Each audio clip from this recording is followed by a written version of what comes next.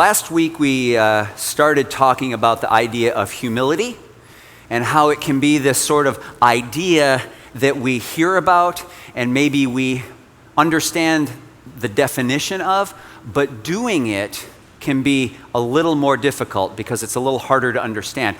That being obedient, being a person, humble, being a person who's humble to the degree that their actions and their behaviors and their character are displayed to those around them, and then those around them would say, so-and-so is really humble.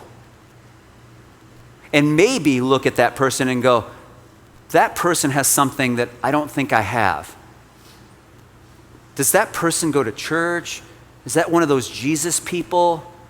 That the humility that we walk in, that we're called to walk in, the humility that was so a complete part of Jesus, and while Jesus lives in us, how is he being displayed to those around us in humility? It's kind of a tough subject. So it seemed to make sense to talk about it the best we can. So last week we talked about the idea that one way that we can work on our humility is by getting low. We talked about serving others and being empty, so that the more empty we are, the more space, I guess, that we have for God to pour out his Spirit on us, and we would be more full than we would otherwise. And then there'd be more of him displayed, so people wouldn't necessarily see as much of us, they'd see more of him. And that would display humility.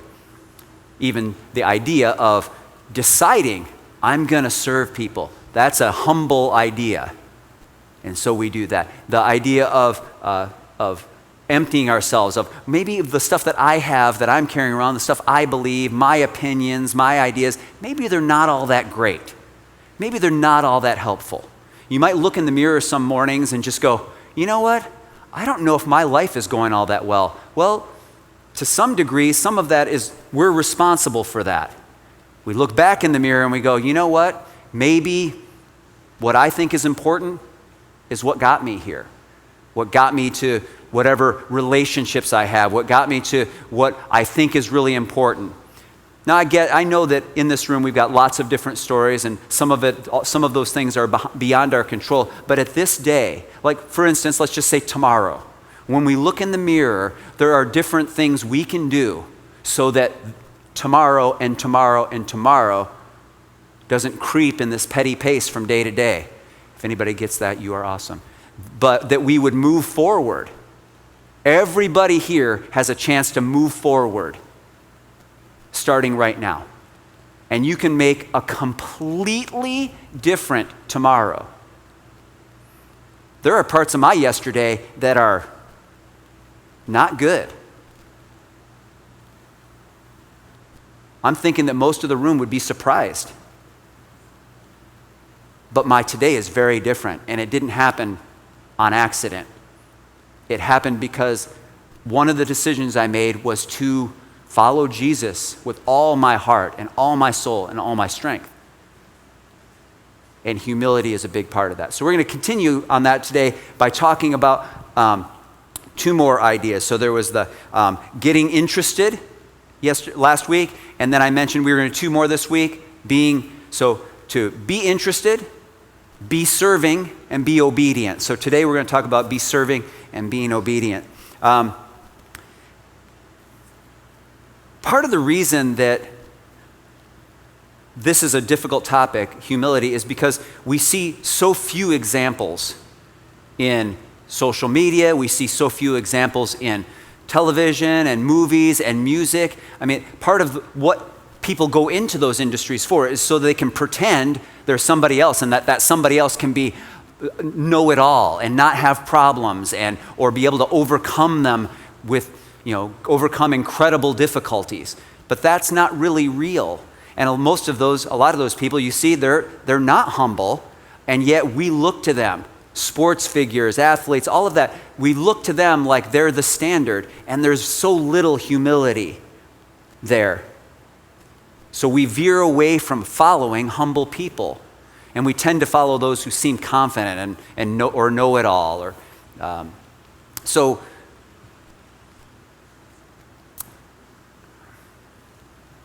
This week, I'm hoping that we start digging deeper into this and can partner with God to find our way toward being more practically humble. So today we're going to start in John 13. This is verse 3 through 5. It says, Jesus, knowing that the Father had given all things into his hands, and that he had come from God and was going back to God, rose from supper. He laid aside his outer garments, and taking a towel, he tied it around his waist, and then he poured water into a basin, like a big, tub sort of thing, a big bowl, and he began to wash the disciples' feet. And then he wiped them with the towel that was wrapped around his waist. So our first focus is to be serving, but the context of this is important. It said, Jesus, knowing that he had come from God and was going back to God, what that's telling us is, Jesus is remembering, I was sitting at the right hand of the Father, all powerful, all knowing, no needs. And because he knew that, he came and served those around him.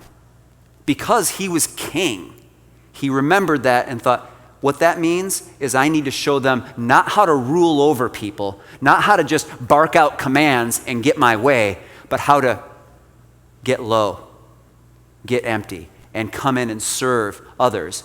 And maybe the most humble way that he could have done that was to take off his outer garments, which to a large degree at that time showed everyone around you your status. He took those off, gets down on his hands and knees, and remember, it wouldn't be great if we did it in here, considering some of the feet that are in this room, mine included, but we've got shoes on, and our shoes are all in pretty good shape here. And then underneath that, probably some socks that are in pretty good shape there. But imagine if you walked around and all you ever walked around in was sandals, and everywhere you went there was no pavement. You're just walking in the dirt all the time. And you don't just get to go home and take a shower. There's no running water. There's no shower. What are those feet like? Those feet are not like our feet.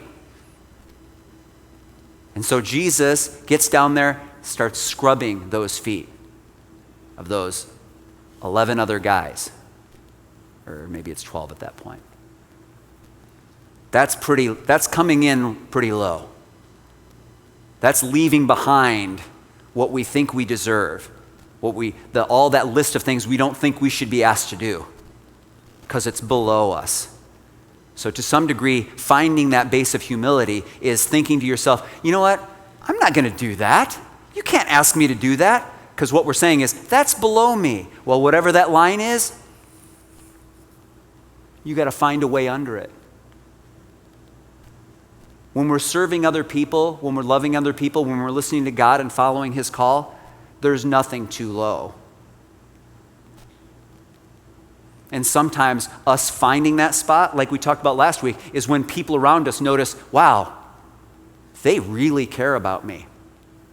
They really value me because they came in lower than anybody else around me. They came in when it was most important. So our first focus is to be serving, just like Jesus when he gives us that example.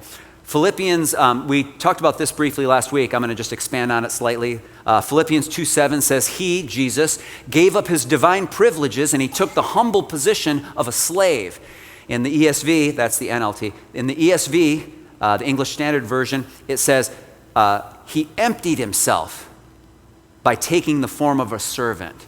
So when we talk about the idea of serving other people, that's just the easiest way for us to empty ourselves. Because it can be difficult to go, well, empty myself. Cameron, I'm not really sure what you're talking about. What do I get rid of? And what do I do? Stand on my head? Do a handstand? Does it only work when I'm sick enough to get rid of what's inside me so I'm emptier? Do I starve myself? What is it? How do I get empty? Well, this is how you do it. Serving other people works that out of you. Suddenly you're not thinking, well, you know what? I don't deserve this. And if we do, then God gets to deal with our heart. But that's what it brings out on us, serving. Taking the form of a servant is how we get empty. Get low and get empty. So we do that by serving others, which is the practice that most aligns us with the way that Jesus lived. I mean, you read all of those stories, and you can see, I mean, it might sound kind of glamorous that Jesus has got this entourage, and he's traveling, and the focus is largely on him the whole time. But recognize, too, that there are times where it says, and then he needed to get away, or that he was completely overwhelmed to the point where he was sweating blood. His call is overwhelming. So to continue in it for the benefit of others is serving them. He was serving them the whole time. He was serving them by traveling. He was serving them by walking from town to town so he could serve others in the next time. He was serving them by healing them. He was serving them by speaking to them and teaching them. He was always serving. So when we can follow him, that is the practice that most aligns us with the way he lived. It also keeps us aware of what we're truly full of when we serve others. We know what's really in here, because if we react poorly to the idea of serving others, the likelihood is that we're not filled with love. The likelihood isn't that we're completely filled with his Spirit. So when I talked last week about the idea that when we get empty, we have a possibility of being more filled to some degree, well, this is kind of that, because that's when we know, wow, I thought I was full of God. I thought I was full of his Spirit. What I'm full of is a little bit stinky. My thoughts aren't good right now while I'm serving other people. It's how we figure that out. Matthew 20, starting in verse 26, says this. This is Jesus speaking. He says, he's talking to those closest to him, the ones he's been training. He says, among you it is going to be different. Because whoever wants to be a leader among you must be your servant. And whoever wants to be first among you must become your slave. For even the Son of Man, he's talking about himself, Jesus talking about himself, did not come to be served, but to serve others, and to actually give his life as a ransom for many. So one of the things he's saying there is, be last. Be last. Be the very last. I remember when I was wrestling with this years ago, and I thought, I think I'm pretty, I like to be last. I'm good with that. I like the idea. I mean, you go to like a store or something like that still has doors that you have to pull open, and you like see other people kind of coming behind you, and you stop and you hold the door for them a little bit and they come in. But then what happens sometimes, you ever had this happen? You hold the door open because maybe you see somebody coming who's, I don't know, has a walker or in a wheelchair, or they have a stroller, or they're carrying a kid on their hip and they're trying to do two things, and you're like, you can't possibly open the door. And you get the door for them. You feel pretty good about yourself. So then that person goes in, oh, thank you. They're real grateful. Oh, thank you. Oh, you're welcome. It's no problem. It's my pleasure. And then they go on in, and then there's somebody right behind them that you didn't quite see, and they go in, and you didn't really mean to hold the door for them. And they come through and they go, oh, thank you. And you go, that's all right. But while you're saying it's all right to them, you look back, and now there's a line of about 7 people, and they're all just walking past you, and they don't even look at you. And now you're thinking, you think I'm here just to hold the door for you? I went from being helpful to being, I don't know, a doorstop, to being invisible. Hey, you're welcome. Oh, wait. And what I figured out was this. I'm okay with not being first. I don't like being last. And I think that's true of most of us. I think the ones among us who might be the most servant-hearted, we're willing to serve. I see a lot of you do it all the time. Serving in the dining hall, serving around the property. I see it happening. I don't know anybody that is really okay with being absolute last consistently. Anybody okay being the last person standing in the line where it said, where they're picking teams? You guys are okay with that? Like, I'm the last one being chosen. Oh, well, good for you. That's great. Well, you guys can be the example then. Because I know for me, if I'm the last one standing there and they're picking teams and they're like, I'll take you, and I'll take you, and I'll take this one, I'll take this one. And captains are picking teams and the line is dwindling and it's coming down between me and a few people, I'm thinking, please, Lord, if I've ever found favor in your eyes, don't let me be last. Because what? When you're last, what do they say? They say, oh, come on, we pick you. No, you didn't. You got stuck with me. Right? That's what we say. Not very many people like to be last. So when Jesus tells us, if you want to be first in the kingdom of heaven, if you want to be the most humble person in the room, be very last. It really is going to take some work. But that's one way that we can do it. It's one way that we can measure and know that we're doing it. The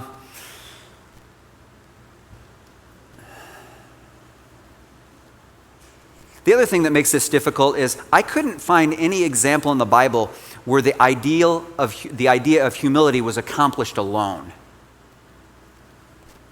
And so if we're alone, we need other people to help us work out humility in our lives. So we need other people to be able to serve on occasion.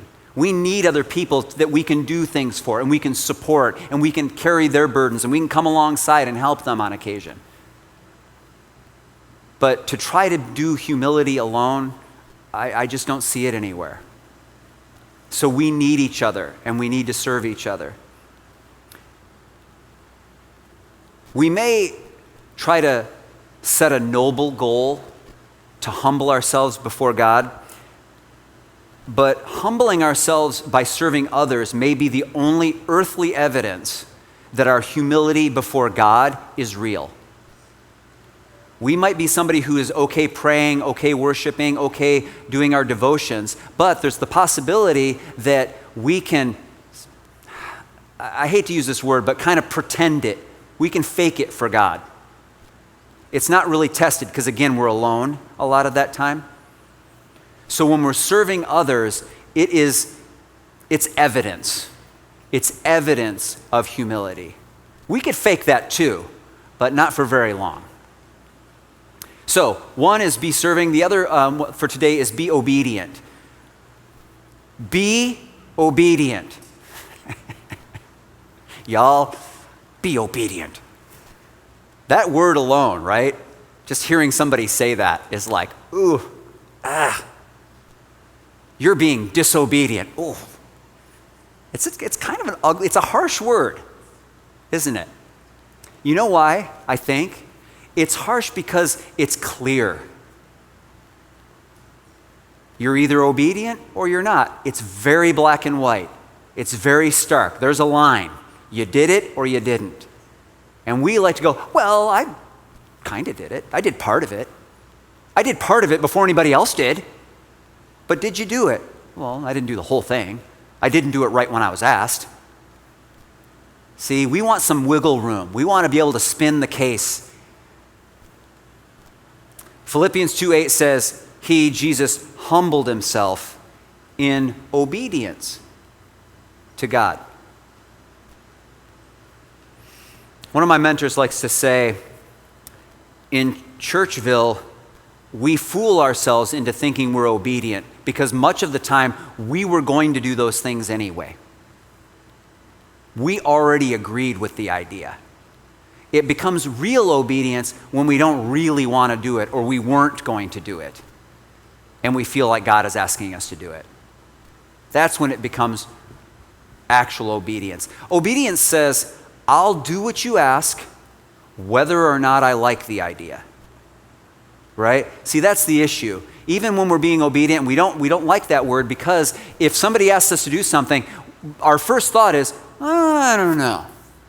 Let me think about it. I'm not sure if I want to do it. I'll get back to you. That's not obedience. Delayed obedience is not obedience. Obedience says, I'll do what you ask whether I like the idea or not. And so when we come before God and we say, Lord, I want better for my life. I want you to lead. I want you to be Lord. Rescue me, Lord. All of that is a long-winded way of saying, I will do what you say, whether I like the idea or not. And that's the only way it works. So we get low and we get empty in obedience by being just like Jesus and honoring God by acknowledging He knows better. That's how we honor God. By when he brings up an idea, our first thought is, well, it's coming from you. It's got to be better than my idea. It's coming from you.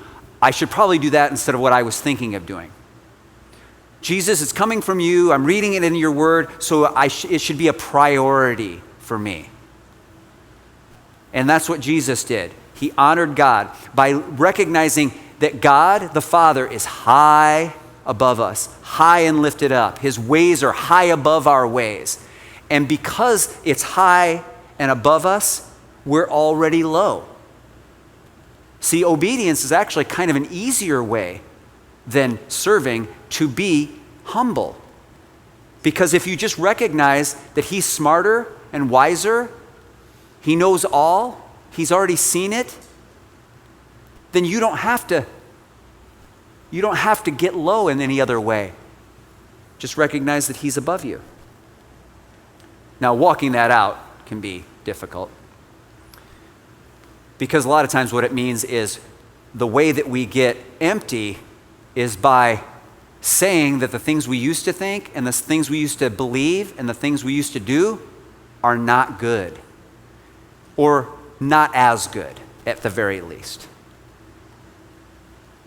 So we get empty by repenting, by changing our minds when we are encountering God. When he comes to us, when we worship him and we sense something in our spirit, I feel like I need to stop doing that one thing. You know what, Lord, I'm sorry I did that. I'm not going to do that anymore. That's getting empty. That's humbling ourselves. Your ways are better, Lord. We were singing that last night. Your ways better. So we get rid of what we've collected and valued and thought was important that wasn't from God. Then he fills us and we respond in obedience. So part of humility is emptying ourselves of bad stuff.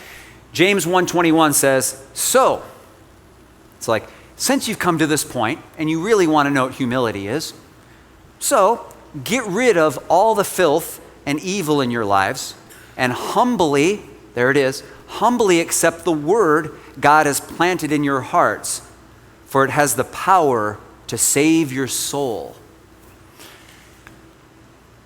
Many times, we know which things in our lives are bad for us. It could be media like TV shows, music, movies, video games. It could be things we put in our bodies, such as certain foods or drugs or drinks. But James is encouraging us to empty ourselves while admitting that God knows better than we do what is best for us, which is humbling. He also tells us we can use the Word of God to help us see which things are bad and need to go. Because I'll tell you what, if you'll start with the bad stuff, because the bad stuff is what we're talking about, it's harmful stuff. It's the poison. It's the difficult stuff. You start with the easy to spot stuff. I mean, if we all just were right now, even if you weren't going to go through with it and you knew you had to start following God today, I don't know, we thought the world's going to end tonight, I don't know. And you were like, okay, I've got to do some things different. Everybody in this room can think of a few things that immediately you'd be like, okay, I got to stop doing that right now. Because you know some of the bad stuff. But what's going to happen is over time, Paul says, work out your salvation with fear and trembling. Over time, you're going to go, okay, this bad stuff has to go. Now I'm good. And then you go through life and you go, oh, wait a second. You know what? This stuff needs to go too. And after you do that for a little bit, what you're going to come up with, you're going to go, well, now I'm okay because all the rest that's left here, it's all good stuff. And then God is going to say, hey, I want you to give that up too. And you're going to go, what? I don't get it. Because just because it's not bad doesn't mean it's what God has for us. Doesn't mean it doesn't still distract us. We can be distracted by good things. We can be taken off the path of what God has that's best for us with a lot of good things. Like things that just don't give us any benefit, like entertainment or stuff that just fills our time. So we can use the Word of God to help divide those things. Word of God is living and active, can penetrate between soul and spirit. That's how we use that. And that's what James is saying here. He says, accept the word because it has the power to save your soul. It has the power to help us be rescued from these things, the bad stuff, and even the not so good stuff. Lastly, what James doesn't exactly say here, oh, right, and also that's our memory challenge for the week, if you didn't catch that. So that's the one that we'll need to memorize for next week. So what James doesn't actually completely say here explicitly is the Word of God can also help you determine which things in your life should be set aside even though they aren't bad. Matthew 11:29 says, this is Jesus speaking again, he says, take my yoke upon you, let me teach you. Let me teach you. Jesus is saying, let me teach you, because I am humble and gentle at heart. And if you'll do that, you'll find rest in here. You'll find rest for your souls. What that says to me is that if I find my brain just swirling and I just don't feel like I'm at peace and I've got anxiety and I'm worrying about so many things, that if I'll be humble and obedient and allow Jesus to teach me, that will go away. He'll show me which things need to go. He'll show me what things I need to put in. He'll show me what things I need to focus on. He'll show me what I should be doing with my morning, what I should do with my afternoon, what I should do with my day, what I should do with my month, what I should do with my life. And I'll stop worrying about a bunch of stuff that isn't going to matter anyway, or that is going to matter because it's ruining my life.